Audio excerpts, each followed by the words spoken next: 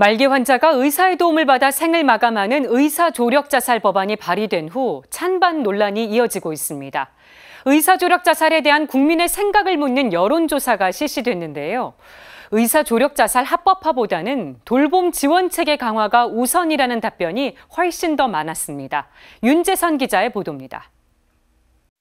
지난 6월 이른바 조력존엄사로 표현한 의사조력자살 법안을 대표 발의한 안규백 더불어민주당 의원. 안락사와 의사조력자살에 찬성하는 국민 여론이 무르익었다는 점을 법안 발의 배경으로 꼽았습니다.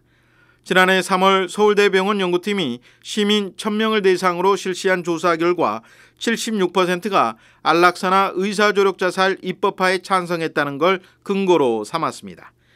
1년 5개월이 지난 시점에서 국민 인식은 어떨까?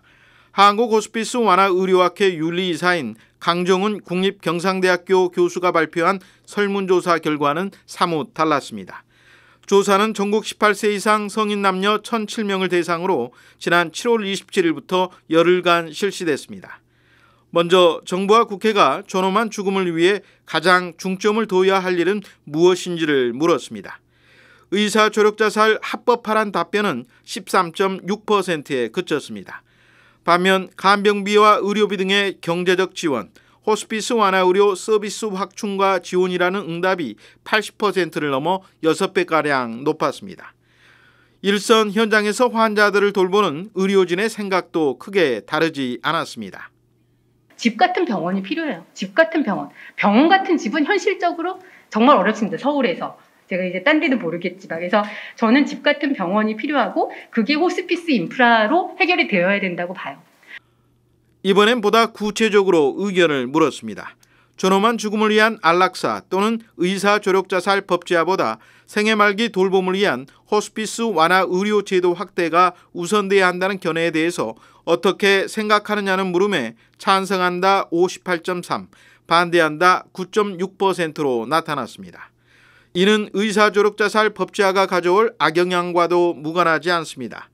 극단적 선택을 시도하다 발견돼 호스피스 병동에서 삶의 마지막을 보낸 60대 말기 환자를 돌봐온 의사의 체험담은 시사하는 바가 큽니다.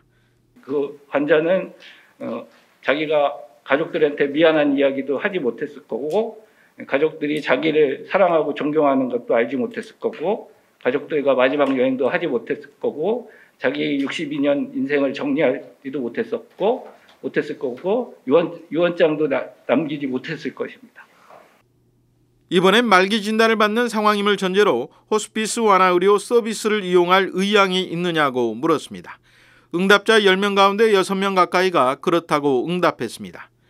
문제는 말기 환자와 가족들에 대한 정부와 지자체의 지원 체계가 턱없이 부족하다는 것. 지원이 충분하다는 응답은 5%에도 미치지 못했습니다. 더구나 현재 시행되고 있는 호스피스 완화의료 제도를 모른다는 응답은 60%나 됐습니다. 이 가운데 절반 이상은 전혀 모른다고 답했고 알고 있다는 응답은 27%를 조금 웃돌았습니다. 이번 국민인식 조사는 이른바 조력존엄사 법안의 찬반 논쟁에 집중하기보다는 정책과 제도 논의를 통해 사회적 돌봄이 확장된 품위 있는 죽음을 확산시켜 나가야 한다는 과제를 던져주고 있습니다. CPBC 윤재선입니다.